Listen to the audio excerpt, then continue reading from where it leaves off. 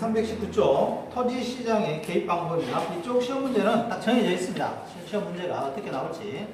여러분 시험에 그 개론 시험 보면 전체적으로 한 3문제 정도가 박스형을 주어져요. 박스형을 주어지고 여기서 맞는 게 몇 개 골라라 이렇게 나오는 건데 그 문제 중에 전형적인 게 시험 문제고 직접적 개입 방법 밑줄 치죠. 토지 이용 규제는 살짝 보죠. 토지 이용 규제.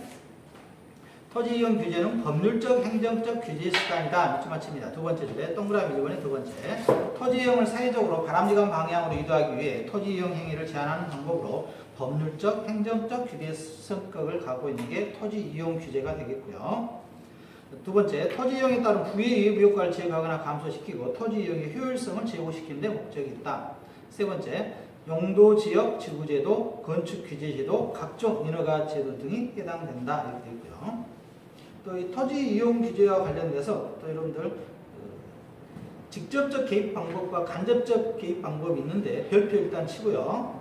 출제할 타이밍은 됐는데 타이밍은 직접적 개입 방법입니다. 공적 주체가 토지 시장에 개입하여 토지에 대한 수요자 또는 공급자 역할을 수행하는 것을 말하는데 동그라미 2번에 별표 칩니다. 이 항목을 좀 여러분들 부담스럽지만 나중에 하나하나 외워주셔야 될 겁니다. 천천히. 첫 번째 보시면 공영개발사업 밑줄, 공영개발사업. 정부가 직접 하는 거죠? 공영. 토지수용제도 밑줄 칩니다. 토지수용제도. 토지수용제도, 초과매수제도 밑줄. 초과매수제도까지는 안 나올 거예요. 그러나 토지은행제도는 주의합니다. 토지은행제도, 토지비축제도는 밑줄 치고요. 토지은행 비축제도. 토지구획정리사업.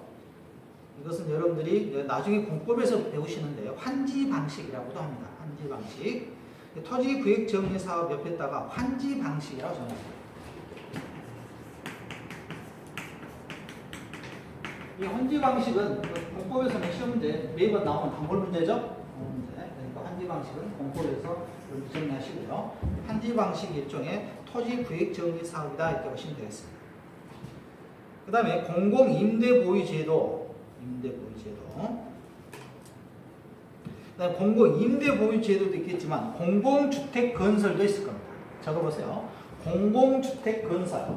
공공주택 건설은 우리가 또 공급 측면에서 직접 개입하는 거죠. 공공주택 건설. 그래서 공영개발, 토지수용제도, 토지은행 비축제도, 그 다음에 토지구획정리사업, 공공임대보유제도, 공공주택 건설은 우리가 전부 직접 개입 방법입니다. 정부가 직접적으로 토지시장에 개입하는 거죠. 내용은 어렵지가 않는데요. 여러분들이 토지은행제도가 약간 헷갈릴 수가 있습니다. 토지은행제도, 이게 정부가 직접 토지은행을 만들어서 정부가 땅을 사서 나중에 이렇게 중소기업들에게라든가 또 저소득층에게 파는 것을 우리가 토지은행제도라고 하죠. 토지비축제도.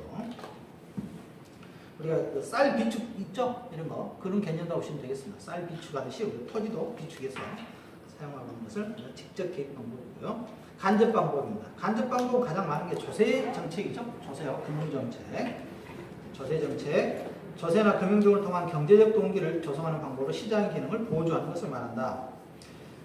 이번에 밑줄 치죠. 취득세 밑줄 치고요. 취득세를 상승하거나 하락하는 것도 간접적으로 개입하는 거고요. 종합부동산세도 마찬가지고요. 세금 문제죠. 토지 관련 조세, 토지 개발 및 이용에 관한 각종 금융 지원, 보조금 밑줄. 그 다음에 개발 부담금 부과라고 쳤습니다. 개발 부담금.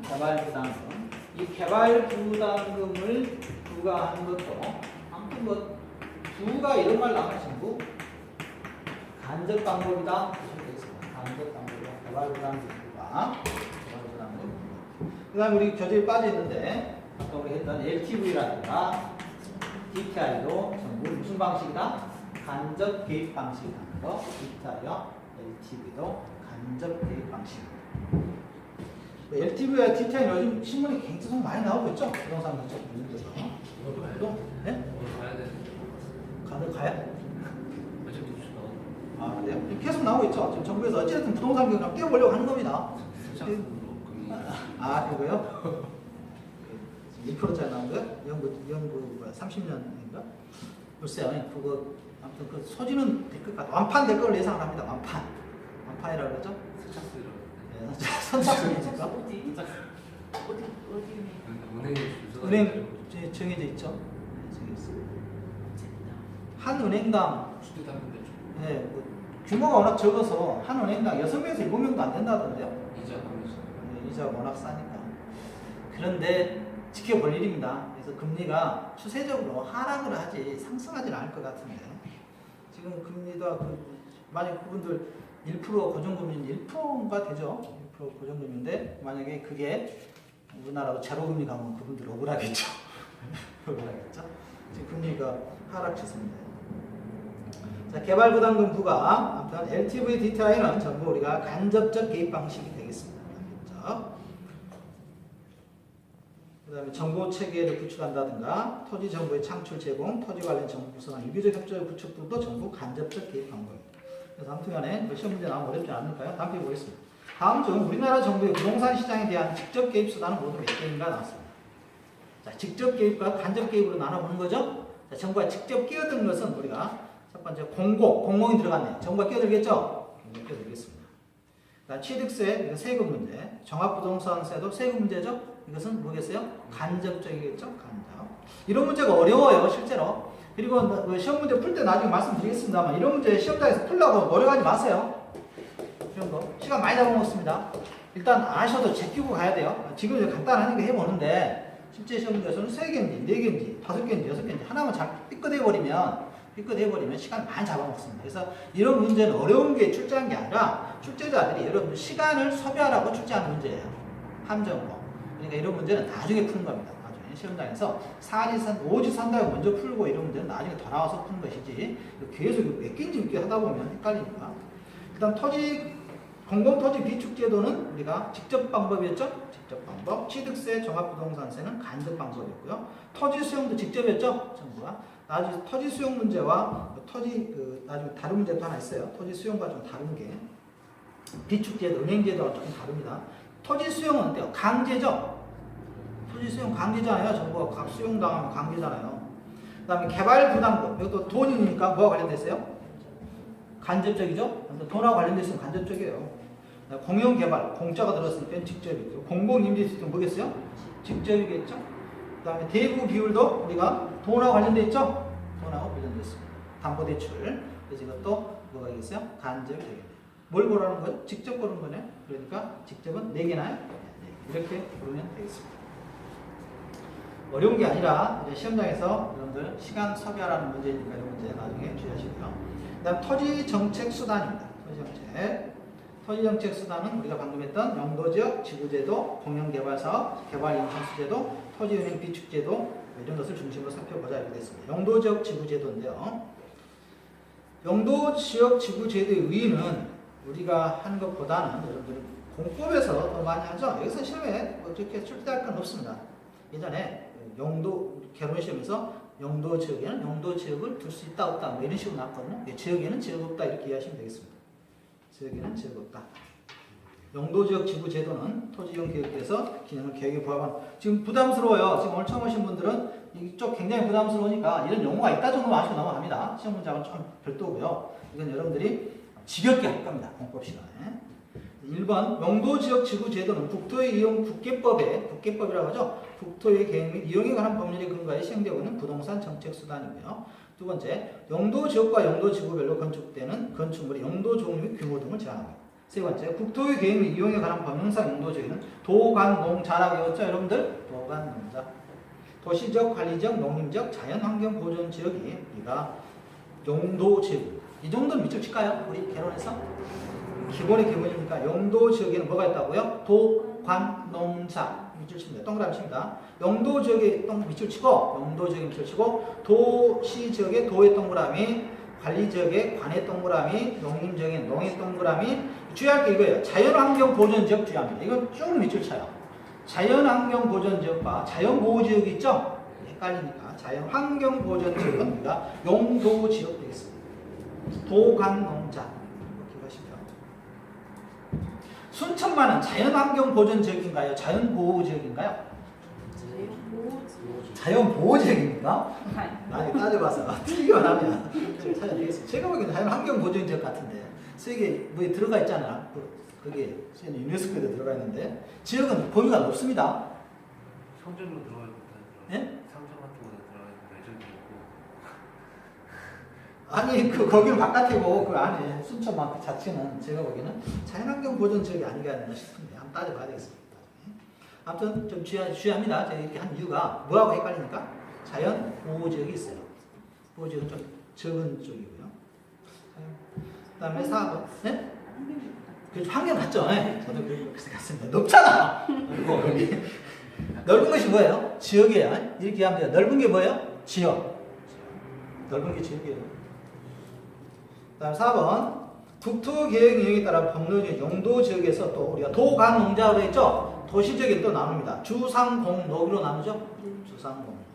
도시지역에 밑줄 치고 도시지역에는 주거지역 동그라미, 중개 동그라미, 상업지역에 상해 동그라미, 공업지역에 공해 동그라미, 녹지지역 녹, 주상공록 이렇게 올 겁니다. 이거 빨리 외우셔야 돼요. 공법을 잘하는 비결 가르쳐 줄까요? 여러분들 외울 게 7가지인가 10개 돼요. 그걸 빨리 외우시는 거예요. 빨리 외워. 그럼 공법이 굉장히 쉽습니다. 근데 그것을 차일피일 미루면은 굉장히 부담스럽습니다. 네? 물론 외운 거예요. 뭘 외워야 할지 모르겠어요? 제가 가르쳐 드리겠습니다. 다음에 정리해서 제가 10개 딱 외울 거. 공법 한 10개에서 이런 거 한 10개 외우고요. 그다음 숫자 개인적으로 한 10개 숫자도 그래서 한 20개 정도 외워오시면 공법 어렵지 않습니다. 근데 그 숫자를 외우지 않고 지나가게 되면 어려워요. 특히 이거. 도관농자, 주상공록, 또 일종, 이종, 일사, 네? 네, 이거. 그 다음에 거기 10%, 그쵸? 이거 내우셔야 돼요. 어디다 붙여놓고. 없어요? 그럼 제가 적어드릴까? 컨닝은 안 돼. 아니, 컨닝은 되는데요. 시간이 없어. 컨닝할 시간이. 벌써 이어가지고 가야 돼요. 어차피 그 범위에서 나오면 끄다 적어놔야죠. 하나씩. 네, 5, 6, 7, 8 이런 거 다 외우셔야 돼요. 그게 가장 여러분 첫 번째 뻔히 나올 건데 그 다음에 또 뭐가 있냐면 나중에 사장님 잘 아실 테지만 그 신고지역과 허가지역 왔다 갔다 하는 거 있죠? 그거 외워야지 외워져요. 위로 가는 것은 뭐야? 허가사항. 밑으로 간 건 안 있어. 신고만 하면 되죠. 이것도 외워야 돼요. 그래서 이 2가지 외우고 또 몇 가지 있어요. 이것만 외우시면 공법이 그렇게 어렵지는 않습니다. 근데 지금 시험이시니까 이게 그 말이 같고 그러니까 여러분이 부담스러운데요. 공법은 나중에 시험치가 또 이게 입법하고 나서 또 공법을 외울 거. 공법 단기간에 외워지니까요. 하겠습니다. 부담 갖지 마시고. 공법 어찌든 간에 40점대 50점 나와야 될 거 아니겠습니까? 자, 아무튼 이거 부담스러운 지역입니다. 지금 하고 있는 게. 자, 그 다음에 5번 있죠? 5번에 밑줄 쭉 칩니다. 국토의 계획 및 이용에 관한 법령상 용도지역과 용도지구는 중첩에서 지정할 수 있다 없다. 지역과 지구는 할 수 있어요. 그러나 지역에서 지역은 안 된다. 이게 5번 질문이 여러분 시험 질문에서 나왔고요. 공법에서도 시험에 나왔었죠. 모의고사 볼 때마다 나올 겁니다. 기출문제니까 계속 나오는 거죠. 321쪽 보겠습니다.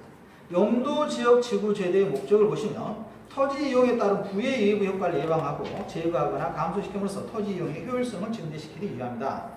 2번 어울리지 않는 토지 이용을 규제함으로써 부의 예부 효과를 제거하거나 감소시켜 사회의 자원 비용을 보다 효율적으로 하기 위함이다. 3번 토지 이용에 있어서 사회적 후생 손실을 완화하기 위하고요. 토지 자원을 보다 효율적으로 합리적으로 이용하기 위함이다. 5번 토지 자원의 개발과 보존에 적절한 조화를 유하기 함에 있어 우리가 용도지역 지구제를 하고 있고요. 그 다음에 3번, 방과로 3번에 용도지역 지구제도 실시로 인한 부동산 가치의 변화를 보시면 지역지구제 실시하면 토지 이용에 따른 위험이 낮아지겠죠? 토지 이용에 따른 위험이 낮아지고 주택 수요는 늘어날 겁니다. 주택 수요 곡선이 늘어나니까 좋은 쪽이죠? 그러니까 우상향하겠고요. 초과 수요가 발생하면 주택 가격이 상승할 거고 초과 이윤이 발생하겠죠? 초과 이윤이 발생하면 공급이 또 늘어날 겁니다. 초과 공급이 발생하겠죠? 그래서 다시 정상 이윤만 존재하는 이런 측면이 되겠고요. 그래서 단기적 측면, 장기적 측면이 있는데요. 이 정도는 넘어가고요.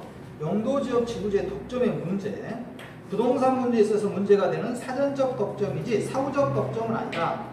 그래서 2번 특정 지역만 용도를 지정하거나 변경하는 것은 사전적 독점에 해당된다. 사전적 됐다 동그라미 칠까요? 나온 다음에 사오라고 나올 테니까 부동산 지역에서는 사전적 문제가 없습니다. 2번에 3번에 보시면 사후적 독점은 사전적 독점과 달리 특정 위치의 독점으로 인한 초과 이윤의 문제가 발생하지 않는다. 밑줄 칩니다. 사후적 독점은 사전적 독점과 달리 특정 위치의 독점으로 인한 초과 이윤의 문제가 발생하지 않는다. 시험 지문 만드는 게 좋겠죠.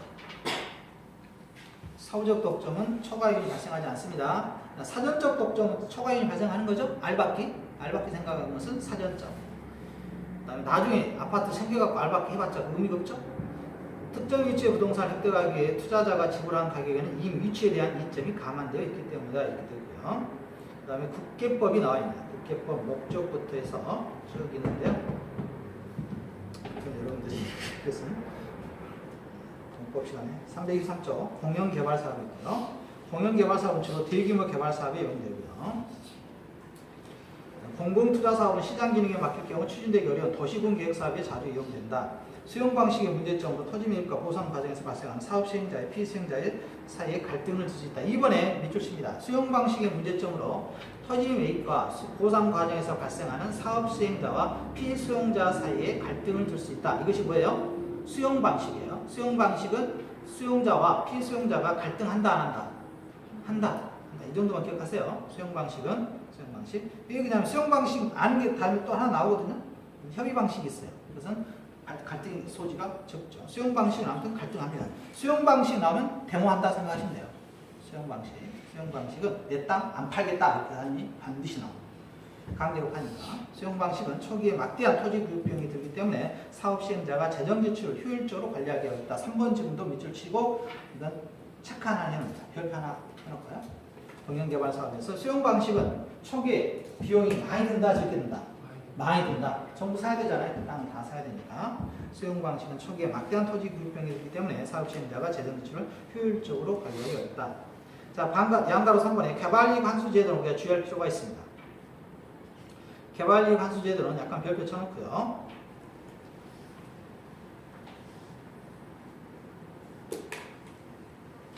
개발이익 환수 제도. 개발이익 환수 제도와 관련돼서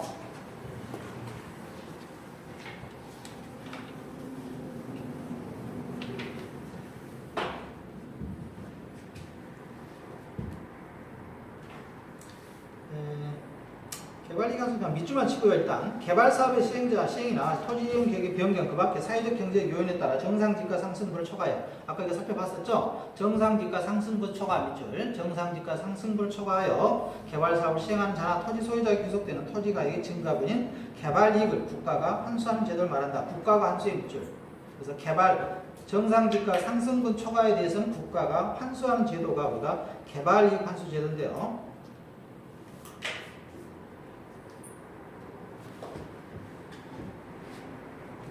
이 개발이익 환수 제도와 관련돼서 좀 부담스럽습니다만 한번 적어보죠. 적어봅니다. 과세 방법에 따라서 과세 방법과 또 뭐가 있을까요? 비과세 방법이 있겠죠? 적어보세요. 여기 없더라고요. 비과세 방법이 있습니다. 자, 과세 방법으로는 첫 번째 양도소득세 부과가 있어요. 양도소득세 부과는 과세 방법이고요. 개발이익 환수 제도와 관련돼서 공영개발은 우리가 비과세 방법이고요. 그 다음에 여러분들 토지 비축제도, 그다음에 토지 수용제도인가요? 그다음에 개발 부담금 제도,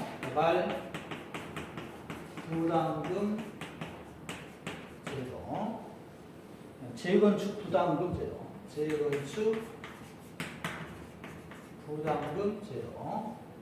그 다음에 여러분 이게 좀 나중에 들어볼 텐데요. 간보율 제도라고 있어요. 이 간보율 제도도 우리가 비과세 방법, 그래서 과세 방법과 비과세 방법에 대해서 우리가 개발이익 환수를 하고 있다는 거 주의해서 저는 이 문제 나오면 좀 어려울 것 같아요.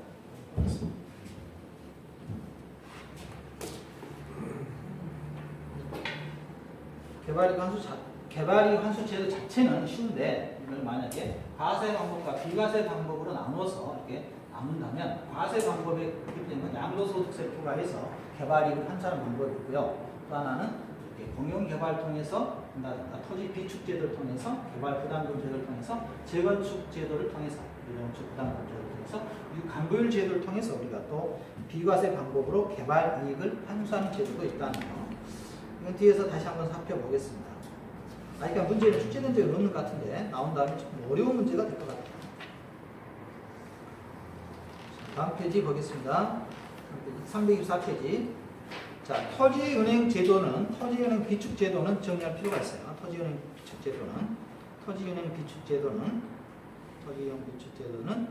자, 별표 치고요. 토지은행 비축 제도는 아까 토지 수용 제도 있었죠. 수용 방식과 시험 문제에서 여러분들이 주의할 것은 토지은행 제도인데 아까 대망한 게 뭐라 그랬죠? 수용이라 그랬죠. 그래서 이것은 우리가 갈등의 요인이 많죠. 그래서 갈등의 요인이 낮다 이렇게 생각하시면 되겠습니다. 시험 대출이 많이 갖다 놓으니까 수용 방식은 갈등의 요인이 많아요. 수용자와 수용당하지 않는 사람 사이에서 서로 돈 많이 내놓으라고 그랬죠? 그렇지만 토지은행 제도는 서로 협의해서 은행이 다 파는 거니까 갈등의 소지가 적다. 이 두 가지는 좀 정리해서 해놓기 바랍니다. 시험 문제 맨날 이것만 나오는데. 그래서 한번 살펴보면 이 말이 325페이지 보시면 325페이지 맨 위에 동그라미 3번에 토지은행 제도는 끊고 토지 양도 의사가 표시된다는 전제 밑줄 칩니다. 토지 양도 의사가 표시된다. 밑줄. 토지 양도 의사 표시가 전제. 토지 양도 의사가 표시가 되니까 서로 양도 의사가 있어요. 서로 주고받겠다. 이제 양도 의사가 있으니까 갈등 여지가 더 낮죠. 수용 방식은 갑자기 정부에서 수용해버린 거죠. 수용해버리니까 난 땅 팔지 않겠다. 그래서 갈등 요소가 나옵니다. 양도 의사가 있다는 거. 수용 방식과 차이점입니다. 지금 간단한 것 같은데 시험장에서 토지은행제도 갈등이 많았나? 수용 방식이 많았나? 수용 방식은 수용이라고 하면 강제로 하는 거니까 강제적이다. 그러니까 갈등이 많을 수밖에 없다. 이렇게 이해하시면 간단하겠죠? 어떤 게 더 갈등이 심하다고요? 수용 방식. 갈등이 심하다.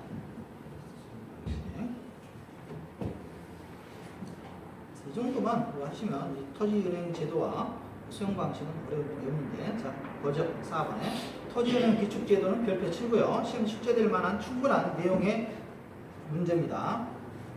별표 하나만 치겠습니다. 개념 보시면 토지은행 제도는 정부 등이 사전에 동그라미 사전에 토지를 매입하고 비축하여 토지 시장의 안정과 공공사업 등을 원활하게 추진하기 위한 공적 개입 수단으로 토지 비축 제도라고 한다. 1번 토지은행 제도의 의의를 보시면 토지은행 제도는 공공이 장래에 동그라미 별표 장래니까 미래겠습니까? 과거겠습니까? 미래라고 적어봅니다. 장래를 미래라고도 나옵니다. 토지은행 제도는 공공이 미래에 필요한 토지를 미리 확보하여 보유하는 제도이다. 미래예요. 그래서 정부가 미리 저가의 미개발 토지 밑줄 미개발 토지, 개발되지 않는 토지를 대량으로 매입한 후 비축하였다가 토지 수요가 증가하면 비축된 토지를 수요자에게 매각하거나 대여하는 제도를 말하고요. 3번에 공공토지 비축에 관한 법률에 근거하여 토지은행 제도가 시행되고 있다. 3번은 좀 밑줄 하나 쳐놓을까요? 시행되고 있다니까 토지은행 제도가 시행되고 있다. 그 다음 우리 개발권 양도 제도 있죠? 네. TDR은 시행하고 있나요? 시행하고 있지 않나요? 아, 시행하고 있지 않다겠어요? 시행하고 있지 않다겠습니다. 공공제도에 우리가 토지은행 제도는 시행하고 있다. 왜 하느냐? 집가의 안정, 공공시설 용지 확보 및 적시 공급, 질서 있는 토지 개발의 선도, 개발 이익의 환수 등을 목적으로 하고요. 반가로 2번에 토지은행 제도의 장단점. 1번 토지은행 제도는 토지 선멸을 통해 토지 선멸 미리 사는 거죠. 미리 사는 것을 선멸하고 통해 장래에 필요한 공공시설 용지를 저렴한 수준으로 공급할 수 있다. 2번 토지은행 제도는 개인 등에 의한 무질서하고 무계획적인 토지 개발을 막을 수 있어서 효과적인 도시군 계획 목표의 달성에 기여할 수 있다. 3번에는 별표 쳐놓고요. 토지은행 제도는 토지 양도 의사가 표시된다는 점에서 토지 수용 제도보다 토지 소유자의 사적 권리를 침해하는 정도가 적다. 이렇게 밑줄 칩니다. 이 문장을 바꿔놔요. 시험 문제에서는 대표적으로 바꿔놓습니다. 사적 권리를 침해하는 정도가 많은 게 뭐예요? 수용. 오케이. 그 정도만 기억하면 되겠습니다. 토지 수용 제도는 토지 소유자의 양도사와는 관계가 없기 때문이다. 4번. 토지은행 제도는 적절한 투기 방지 대책 없이 대량으로 토지를 매입할 경우 집가 상승을 유발할 수도 있고요. 5번. 별표 치고 밑줄 쫙 치겠습니다. 토지은행 제도는 초기에 토지 매입 비용이 소요되며 매입한 토지를 비축하는 기간 동안 정부가 관리를 해야 한다. 토지은행 제도하고 수용 제도에서 초기에 토지 매입 비용이 막대하게 들어가는 게 어느 쪽이죠? 초기. 그래서 아까 지문에서 다시 앞으로 갈까요, 그러면? 수용 방식에서 여러분들이 수용 방식 막대하게 들어간다고 했죠? 그래서 처음에 어디 갔냐? 323쪽. 323쪽이 네, 공용개발사, 미안합니다. 수용방식 323쪽에 수용방식 3번 지문하고 방금 우리가 살펴봤던 5번 지문하고 좀 주의하자 이겁니다. 이해 가시겠습니까? 수용방식과 토지은행 제도 있을 때 초기에 비용이 들어가는 건 마찬가지예요. 그다음 초기에 좀 더 부담이 많이 들어가는 것은 어느 방식이라고요? 수용방식이다. 시험 지문 이렇게 바꿔놓으니까 개론에서 좀 주의해서 전하시기 바랍니다.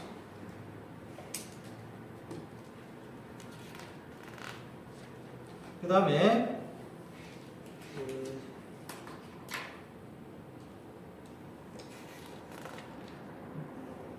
넘어가서요. 토지 공개념 제도 보겠습니다. 토지 공개념 제도는 토지 공개념은 토지의 공익성과 사회성을 강조하는 개념으로 토지 소유권에 대한 제한 가능성을 인식하려는 사고라고 할 수 있다. 오늘날 토지 소유권은 절대적 자유권보다는 상대적 자유권을 강조한다. 이렇게 되어 있고요. 상대적 자유권의 밑줄을 하나 쳐볼까요? 토지 공개념. 토지 공개념 우리나라 지금 어렵죠, 이거 하기가. 토지 공개념. 토지 공개념을 가장 잘하고 있는 나라가 아시아권 중에서는 대만 쪽인 것 같아요. 대만 쪽은 토지 공개념 제도가 도입돼서 토지 공개념 제도에 의보시면 공공재적 성격을 가진 토지 자원을 이용함에 있어서 공공복리를 우선시킴으로써 토지 자원을 보다 효율적으로 이용하고 형평성을 달성하기 위한 정책 수단이다. 2번 토지의 자연적 특성 중 부증성과 토지는 사회성과 공공성이 강한 자원이라는 점에서 비롯된다. 3번 사유재산권의 보장은 개개인의 재산을 소유하고 상속하는 것은 물론 법률의 범위 내에서 사용 수익 처분할 권리를 인정하는 것이 우리가 토지 공개념 제도의 의의라고 하겠습니다. 토지 공개념 제도의 구체적 내용을 보시면 여러분들이 공개념이니까 공공복리를 우선하고요. 토지가 합리적으로 이용되고 개발되도록 하고 토지 거래는 적정 면적과 적당한 가격으로 이루어져야 되겠고요.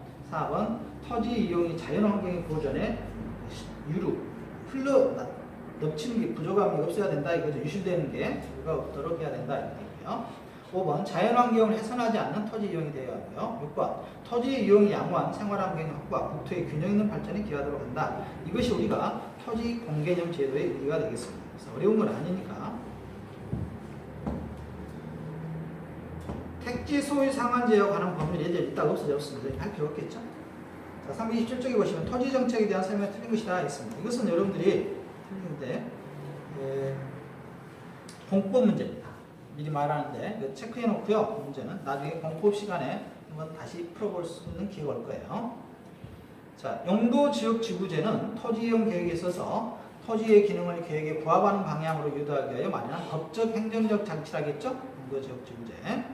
토지거래 허가구역은 토지의 투기적인 거래가 상행하거나 집가가 급격히 상승하는 지역과 그러한 우려가 있는 지역을 대상으로 토지거래 허가구역을 우리가 하고요. 허가를 받아야 될 거리 할 수 있겠죠? 3번 토지 적성평가 제도는 토지에 대한 개발과 보존에 경합이 발생했을 때 이를 합리적으로 조정하는 수단이다. 자연환경 보존해야 될 거냐 아니면 개발해야 될 거냐 이런 것을 문제가 발생할 때 토지 적성평가 제도를 해보는 거죠. 틀린 건 없고요. 4번 개발 제한 구역의 지정은 개발 가능 토지의 감소로 인해 주변 지역의 집가와 주택가격의 상승을 유발시킬 수가 있고요. 그래서 개발 제한 구역 그린벨트 풀죠. 요즘 많이. 예전보다 많이 없어졌죠. 그린벨트 지역에. 5번 도시군 관리 계획은 밑줄 칩니다. 이거 지금 부담스러울 거예요. 도시군 관리 계획은 토지 이용을 합리화하고 그 기능을 증진시키며 이관을 개선하고 양호한 환경을 확보하며 그 지역을 체계적 계획적으로 관리하기 위한 수단이다. 그래서 미관 이런 표현 나오면 뭐예요? 지구 단위 계획입니다. 미관을 개선. 미관에 동그라미 쳐놓고요. 미관 나오면 지구 단위 계획이에요. 지구 단위. 도시 전체를 하는 게 아니라 어떤 지구. 혹시 그 들어보냐? 벽화말 같은 거 들어보셨나요? 네. 그게 뭐겠어요? 지구 단위 계획이에요. 벽화말. 여기도 있죠? 여기 여기 있던데? 여기 뒤에가 매곡동의 전설 아십니까? 왜 매곡동인지? 묘화를 많이 심었잖아요. 매곡이란 분이 마셔서 묘화를 심었답니다. 그래서 여기 가면 벽화말 있던데요? 전혀 관심 없나요? 이런 것을 우리가 지구 단위 계획. 지구 단위 약간 협소하게 벽화말 같은 거 생각하시면 뭘 생각하시면 돼요? 미관 아름답게 했잖아요. 지구 단위 계획. 도시군 관리 계획은 좀 더 크고요. 이것이 여러분들이 이제 나중에 보시면 도시군 관리 계획, 지구 단위 계획 이런 거 좀 복잡하죠. 체계를 좀 잡으시면 빨리 편할 텐데 이제 한번 봐서 기회가 되면 한번 하도록 하겠습니다. 자, 주택 정책입니다. 이 부분 여러분 체계를 불편하시더라도 목차를 또 수없이 읽어주셔야 돼요. 순서가 어디가 뭘 포함하고 있는지를 알아야 이게 체계적으로 가거든요.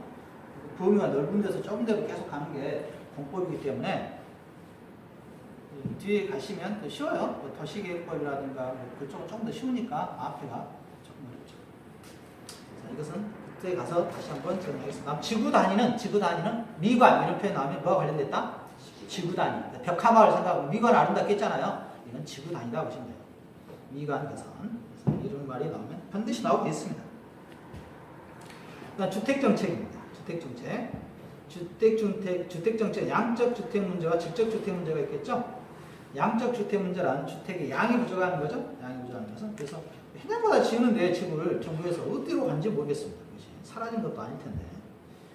필요한 주택 수를 실제 주택 수가 적기 때문이다. 흔히 물리적 주택 문제라고 하는데 다음은 양적 주택 수요의 증가 요인을 이런 것을 두고 있네요. 인구의 증가, 핵가족화. 지금 우리나라가 지금 핵가족화 때문에 지금 많이 늘어났죠. 주택 수요가. 이게 이제 어느 정도 지체가 되면 이제 집은 넘쳐나겠죠.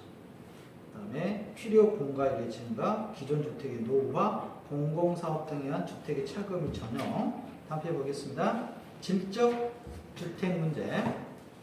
질적 주택 문제란 주거의 질적 수준이 낮아지면서 비롯되는 문제를 말하는데 이는 소득 수준이 낮아 주택 가격이나 주거비의 부담 능력이 낮기 때문에 발생한다. 밑줄 칩니다. 소득 수준이 낮아 주택 가격이나 주거비의 부담 능력이 낮기 때문에 발생하는 것은 질적 주택 문제예요. 질적 주택 문제. 흔히 경제적 주택 문제라고도 한다. 이러한 질적 주택 문제는 양적 주택 문제가 해결된 후의 문제다. 다음은 질적 주택 수요의 증가 요인이다. 아무튼 질적 주택 수요는 질적 주택 문제는 뭐와 관련됐다고요? 소득. 뭐와 관련됐어요? 소득과 관련됐다. 소득이 떨어지면 좀 안 좋은데 미국으로 말하면 할렘가 쪽 생각하시면 되겠죠? 이것은 우리가 질적 수준이 떨어진 지역이죠. 주거 지역으로서는. 지금 우리나라에서 가장 산망의 대상은 청담동인가요? 강북을 밀어내고 청담동 쪽. 그래서 예전 혹시 드라마 보시면 70년대, 80년대는 강북 사모님이라고 했어요. 네. 안방마님 되게 그쪽에서 나왔는데 지금 어느 쪽으로 넘어가겠죠? 청담동. 청담동 왜 좋은지는 저는 모르겠습니다만 그쪽에 연예인들 이렇게 많이 사시죠? 청담동 쪽에. 새로운 패턴이 형성된다. 제가 서울서 있을 때는 별로 그렇게 안 컸는데 그쪽에 굉장히 커졌어요. 소득 및 생활 수준의 향상에 따른 고급주택 수요 증가라든가 주거 환경에 대한 기후의 변화와 새로운 설계 및 생활 공간이 있고 앞으로 이게 클 것 같아요. 두 번째, 그죠? 새로운 설계. 참 집을 여러분이 지어서 이제 똑같은 아파트가 아니라 여러분만의 공간을 만들려고 하는 것들이 직접 주택 문제와 관련되어 있는 것 같아요. 이게 클 것 같아요. 여러분 세대에서는. 그래서 우리 공인중개사 쪽도 아마 이쪽에 좀 연구를 하셔야 될 것 같아요. 기후에 맞게 잘 하신다면 소득이 좀 높아지지 않겠느냐 생각합니다. 이제 각자 똑같은 패턴에서 똑같이 생활하는데 지겨워하는 거죠. 3번 주택금융 확대, 4번 건축 자재 개발이나 건축 공법의 발달. 이 건축 공법 발달 나오니까요. 자, 이거 중국 대단하대요. 57층 건물을 며칠 만에 지어버렸습니까? 기사 보셨습니까 혹시? 19일 만에 지어버려요. 이야, 대단하죠? 대단해. 19일 만에 57층. 이게 대륙의 자존심이라. 이걸 보면서 옛날에 우리나라 70년대 아파트 생각납니다. 있었죠. 무너진 아파트 있었잖아요. 과연 그게 안전성이 괜찮을까? 다 조립해 와버려요. 조립해 와서 착착착 하는데 19일 만에 진짜. 지난주에 말했어. 이게 토픽 나오길래 요즘은 이제 토픽 보면 이제 부동산과 관련된 거 빠지더라고요. 그래서 달라진 것 같아요, 관점이. 예전에 관심이 없었는데 지금은 붙자만 부동산이나 19일 만에 57층 63빌딩 같은. 한번 나중에 기회 가시면 그냥 떨어져서 보십시오. 꼭 들어가시지 말고 그런 걸 보시고 싶으면 일단 안전성 검증은 자기들도 안 됐답니다. 자기도 안 됐으니까 불안하니까 멀리서 저게 19분 만에 지어버린 아파트다. 뒤에는 뭐 이런 게 있는데요. 이것은 넘어가겠습니다. 그 다음에 330쪽에 주택정책의 보시겠습니다. 주택정책의 주택정책의 목표. 이것은 정부가 양적으로도 충분히 제공해줘야 되고 질적으로도 좋은 집을 지어줘야 되겠죠? 환경적으로도 쾌적해야 되겠고요. 요즘은 이게 많이 따지죠. 환경적으로 쾌적한지요. 많이 따지고 있는데 순천은 순천만 지역에 이렇게 하면 좋을 것 같은데 좋을 것 같아요. 개인적으로 순천만 있고 정원 박람회 있고 부분방에 있는 아파트들은 복 받은 것 같아요. 그 다음에 순천만 있고 뭐죠? 동강인가요? 동천이라고 하나요? 동천. 참 좋은 거죠. 그런 점은 쾌적한데 상상시설이 좀 높다는 거 아쉽죠? 순천이. 자, 2번 주택정책 유형 보시면 신규 공급정책은 우리가 신규 공급정책이니까 유량입니까? 저량입니까? 유량이죠? 플로라가 되어 있잖아요. 유량이라 적어주시고요. 기존의 공급정책은 우리가 저량이라겠죠? 기존에 있는 것은 이미 만들어져 있는 것은 저량이라고 했습니다. 신규는 유량, 기존은 저량. 이렇게. 그래서 기존은 저량이라고 했습니다. 신규 주택 공급 정책을 보시면 공적 주체가 주택 시장에 직접적 또는 간접적으로 개입하여 주택 건설을 자극시키는 것으로 신규 주택의 공급을 확대하고자 하는 정책이 우리가 유장 정책이고요. 기존 주택 공급 정책은 우리가 주택이나 주거 환경의 질을 회복하거나 향상시켜요. 기존 주택이나 주거지를 재개발하거나 기회보수 관리 등을 통하여 기존 주택의 공급을 확대하고자 하는 정책을 말합니다. 그래서 기존 주택을 재고주택 또는 중고주택이라고 합니다. 그래서 밑줄만 치죠. 기존 주택을 재고주택 밑줄 칩니다. 중고주택이라고는 잘 안 나오는데요. 여러분 시험에서는 기존 주택을 재고주택이라고 할 수도 있어요. 재고주택 헷갈리지 말고요. 이미 있는 주택을 우리가 재고주택이라고 한다 이렇게 생각하시면 되겠습니다. 주택정책 내용을 보시면 주택정책은 크게 주택공급제도와 주택개량제도, 주택구매력 강화 등으로 구분할 수 있고요. 주택공급제도 그 다음에 예전에 보면 주택공급제도 5번째 줄인가요? 예를 들어 90년대 초반에 200만원 공급정책이다. 200만원 공급정책 누가 하신 줄 아십니까? 노태우 정부에서 200만원 정도. 그때 이제 지었던 아파트들이 부실화돼서 난리죠. 뭘로 지어버렸습니까? 모래를 바닷모래 갖다가 바닷모래 갖다가 퍼가지고 200만원 지어버렸어요. 바닷모래 지었더니 나중에 보니까 그게 싹둑 그거죠. 쓰는 게 아니라 부실부실해졌다네요. 연기 때문에. 그래서 이제 그걸 느꼈던 사람도 하나 있었죠. 아, 이 바닷물에는 안 되겠다. 그래서 강바닥 파헤치겠다는 사람도 하나 나타났죠. 얼마 전에. 나타나서 파헤쳤잖아요. 뭐 쳤습니까? 아파트 쳤잖아요. 다 역사의 교훈입니다. 한 사람은 바닷물에로 갔다가 지어버리고 또 한 사람은 그 바닷물에는 안 되겠다 싶어서 강바닥에 준설해서 그 모래가 나오면 충분히 공사비 나온다고 책상물에서 두드렸는데 적자만 엄청 커져버린 거죠. 되겠습니까? 그리고 다시 모래는 어떻습니까? 자연의 이치에 의해서 쌓이죠. 쌓입니다. 태종은 다시 쌓이게 되죠. 또 다음에 또 누군가 또 다른 생각을 할 수도 있겠습니다. 중국서 지어볼까요? 19층? 네? 광산이 이거 이런 게 있습니다. 중요한 건 아니니까 넘어가도록 하겠습니다. 주택 개량 제도가 있었고요. 이 주거환경은 다른 쪽에서 하고요. 주택 구매력 강화 제도인데요. 이 주택 구매력 강화 제도는 별표 하나만 치겠습니다. 이 용어가 나오는데요. 이 용어가 이제 뒤에서 시험에 나옵니다. 그래서 용어만 우리가 지금은 몰아두고요. 별표 하나만. 주택 구매력 강화 제도는 끊고 구매력 강화 제도입니다.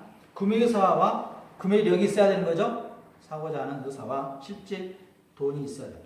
강화제도는 소득 분포의 개선, 주택규모 합리화, 서민주택금융의 증대, 임대주택제도 활성화, 세제상 혜택, 신규주택 취득에 따른 양도소득세 면제 등이 있고요. 자산유동화제도 밑줄, 자산유동화제도 중요합니다. 시험 반드시 나옵니다. 주택저당 채권 유동화제도 시험 반드시 나올 거고요. 부동산 투자회사도 함께 반드시 나올 거고요. 이것은 주택 구매력 강화 제도입니다. 사람들한테 돈을 많이 줘서 쉽게 해서 돈을 줘서 실제로 집을 살 수 있도록 하는 제도, 자산유동화제도, 부동산 투자회사제도, 리츠라고 하고요. 대부분 리츠라고 하죠. 주택유동화제도, MBS, 모기지론. 이것은 뒤에서 하나하나 따지도록 하겠습니다. 금융론에서. 자, 332쪽에 가시면 주택, 임대주택 정책입니다. 임대주택 정책 수단에서 자, 지금까지 했던 것 중보다 더 중요합니다. 별표 3개 치겠습니다. 임대주택 정책 수단은 시험에 거기까지 지금까지 단 한 번도 빠진 적이 없다고 보여집니다. 최근 경향에서는 계속 이걸 출제돼요. 한 이유가 있죠. 주택 정책의 내용에서 대표적인 것은 임대주택 정책 수단, 임대료 규제 정책, 임대료 보조 정책, 공공임대주택 정책이 있는데 먼저 임대료 규제 정책 보겠습니다. 한가로 1번에 임대료 규제 정책, 임대료 상한제라고 하죠. 임대료 상한제가 뭐 올해도 시험에 출제 나올 것 같아요. 임대료 상한제. 임대료 상한제가 출제 많이 하더라고요. 임대료 상한제. 자, 임대료 상한제 밑줄 치고요. 임대료 상한제. 지난 시간에 한번 살펴본 것 같은데. 그 다음에 그 옆에 딱 뭐라고 써져 있습니까? 최고 가격제라고 적어져 있죠? 적습니다. 최고 가격제 시행하는 경우가 두 가지가 있어요. 지금 임대료 규제 정책과 임대료 상한제와 또 뭐가 있었죠? 분양가 규제 정책이 있었죠? 분양가 규제 정책과 임대료 상한제는 최고 가격제입니다. 최고 가격제. 그 이상 받지 못하도록 하고 있는 거죠. 임대료가 급등한 지역에 대해 시장 임대료 이하 수준으로 정부가 임대료를 규제하는 정책으로 임대료 수준 또는 임대료 상승률 일정 범위 내에서 규제하여 임차 가구를 보호하려는 가격 규제를 우리가 임대료 규제 정책, 임대료 상한제라고 합니다. 이는 최고 가격 제도의 하나로 정부가 규제하는 임대료 상한이 시장의 균형 임대료보다 낮아야 시장에 영향을 준다. 이거 밑줄 칩니다. 정부가 규제하는 임대료 상한이 시장의 균형 임대료보다 낮아야 시장에 영향을 준다. 이러한 임대료 규제 정책은 저소득 임차인의 주거 안정과 소득의 불균형적인 배분을 시정함을 목적으로 한다. 자, 정부가 여러분들이 한번 생각해 보세요. 여러분들이 지금 임대료를 월 200만 원에 지금 사용하고 있습니다. 월 200만 원에 사용하는데 정부가 이제 나섰습니다. 임대료가 비싸니까 나섰겠습니까? 싸니까 나섰겠습니까? 비싸니까 나섰겠죠. 어떤 바보는 그럴 수도 있겠습니다만 정상적인 사람이라면 지금 시장 가격이 시장에서 이제 200만 원 형성되어 있습니다. 정부가 규제를 하려면 200만 원보다 낮춰야 되겠습니까? 높여야 되겠습니까? 낮춰야 되겠죠. 이 문제예요. 어렵지 않죠? 낮추면 규제 효과가 있다 없다? 있다 이런 거예요. 그럼 우리가 수요곡선에서 수요법칙에서 수요와 가격과 수요에서 수요법칙은 가격과 수요죠? 가격과 수요입니다. 이게 시설하겠죠? 이게 올라가면 이게 하락하고 이게 하락하면 이게 상승한다겠죠? 자, 우리가 가격을 어떻게 했죠 방금? 200만 원에서 100만 원으로 낮췄다 가는 거예요. 가격을 어떻게 했죠? 가격을 낮췄죠? 가격을 낮추니까 수요는 증가하겠죠. 수요가 증가하니까 시장에서 없는 수요가 갑자기 생기니까 뭐가 생기겠어요? 초과 수요가 발생한다. 초과 수요가. 이렇게 이해하시면 되겠습니다. 자, 다시 한번. 자, 정부가 끼어들어요. 임대료 상한제를 들고 나와서 지금 임대료가 200만 원이니까 비싸다는 거잖아요.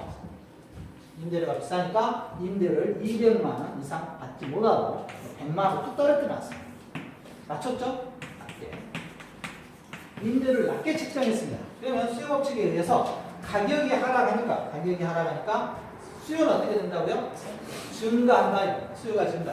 그러니까 수요가 증가하니까 초과 수요가 시장에서 발생한다. 이해 가시겠습니까? 이 문제만 정리하시면 돼요. 복잡하게 되어 있는데 초과 수요 도표를 보시면 자 임대료 상한제 첫 번째, 두 번째 방가로 2번에 정부가 규제하는 임대료 상한이 시장의 균형 임대료보다 낮을 경우에 낮을에 동그라미 치고요. 이 문장 전체 밑줄 칩니다. 332페이지 정부가 규제하는 임대료 상한이 시장의 균형보다 낮을 경우 동그라미 치고 낮을 경우에 동그라미 치고 2번에 별표 칩니다. 이건 여러분들이 좀 극복해 주셔야 돼요. 이거 몇 번 읽어줘서 이게 시험 지문이니까 1번 임대료 규제로 인하여 임대료가 하락함으로 임대주택의 수요가 증가하여 초과 수요 현상을 초래한다. 밑줄 칩니다. 초과 수요 현상 밑줄. 초과 수요 현상이 발생하겠죠. 초과 수요 현상이 발생하고요. 기업권 임대료 규제로 인하여 임대료가 하락한 만큼 임차인은 임대인으로부터 임대료를 보조받는 효과가 있다. 자, 임차인은 누구고 임대인은 누굽니까? 집주인이 누구예요? 임대인. 오케이. 집주인. 새 들어 사는 사람은요? 임차인. 원래는 얼마를 냈죠? 임대인에게 200만 원 냈죠? 근데 정부가 끼어들어서 이제 얼마만 내래요? 100만 원만. 그러니까 임차인은 임대인으로부터 임대를 보조받는 효과가 있죠? 이해 가시겠습니까? 임대인 입장에서는 기분 좋아요? 안 좋아요? 안 좋죠. 그렇죠. 이게 이제 중요해요. 안 좋아. 기분 나빠. 200만 원 받던 걸 100만 원 받으니까. 그러니까 이제 어떤 현상이 발생한가 보자 이거예요. 어떤 현상이. 기분 나빴어요 지금?